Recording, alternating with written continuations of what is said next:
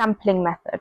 Before we start, the target population is a group of people that the investigation is concerned with or wishes to study and applies to the findings to sample a selection of a target population that is directly being studied in an investigation is a target population. Opportunity sampling. Opportunity sampling is when you take a sample of people who are available at the time that the study is being carried out and fit the criteria of the research. Opportunity sampling makes use of the people who happen to be around at the time of the research. It's carried out by asking people to take part, studying the people who happen to be there without an agreement. Strengths. It's quick, easy, cheap method of gaining participants because the researcher is choosing people who are available at the time. It's appropriate to use when sampling frame is unknown, and it's simple. Weaknesses. It can lead to a biased sample. It's drawn from a small section of a population who are all at the same place at the same time and are likely to share the similar characteristics. There's an increased chance of researcher bias. They may only approach participants who they think fit their aim. It lowers internal validity and it can be seen as unethical. A volunteer sample. A volunteer samples are individuals who volunteered to be included. These are willing volunteers. You advertise for study in a newspaper or through a community board in the university campus.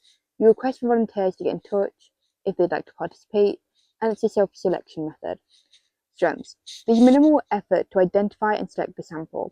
It's possible to recruit from a target population. For example, if you wanted to recruit participants from New York, you could put the adverts in that specific location for volunteers. Ethical. It avoids placing pressure on people to participate, and consent is gained. It's quick, it's cheap, and participants are usually engaged. Weaknesses. It's unrepresentative. Only a certain type of person may volunteer. Bias. Findings are unreliable. Participants may know the aims or be interested in the topics. Psychology students are usually volunteers. This can lead to demand characteristics. Extroverted volunteers usually lead to extraneous variables as they can guess the aims, and extroverts don't lead to a representative samples because then you don't get any introverts in your sample. Finally, volunteer bias can lead to social desirability. Stratified sampling is a technique that ensures that subgroups of a target population are proportionately represented in a sample. It tests the different types of people. A subgroup is identified within the target population. The type of sampling used in stratified sampling is random sampling. A stratified sample ensures equal representation.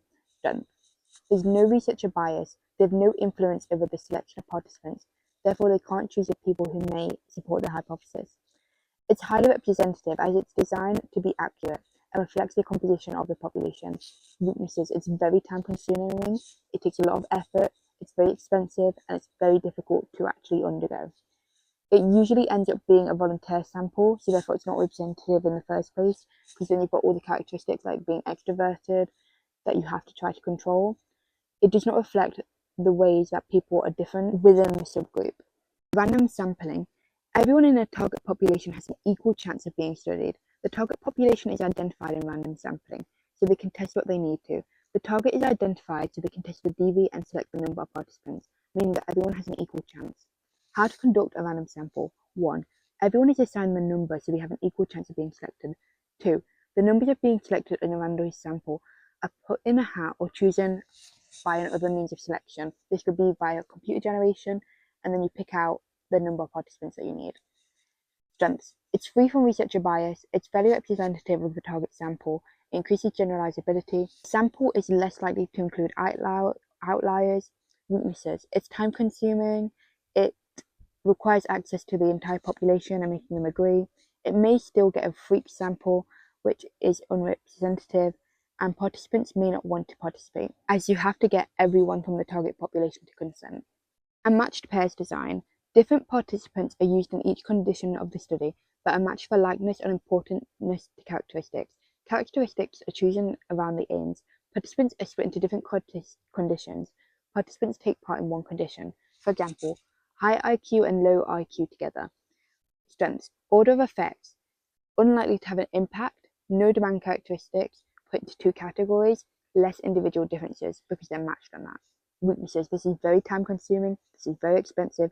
And individual differences can still have an impact between the conditions. They may have differences between the individual differences rather than the IV, and this reduces validity. Systematic sampling. Every nth name. Nth means number. A target population is organized into a list of a sampling system, and the nth name or the nth number is nominated. Strength. It's more representative than the whole population. It avoids researcher bias. It's objective. Once the system is set into place, there's no control. The researcher has no control over it. They don't know what nth name is going to be picked. Weakness. It's time consuming and it can still be unrepresentative. They can get a freak sample. So here are some questions. I focused on the ones where they tried to get you to explain how to use the type of sampling method. For example, describe how Crucia should recruit participants using a volunteer sampling technique. I find these type of questions kind of hard.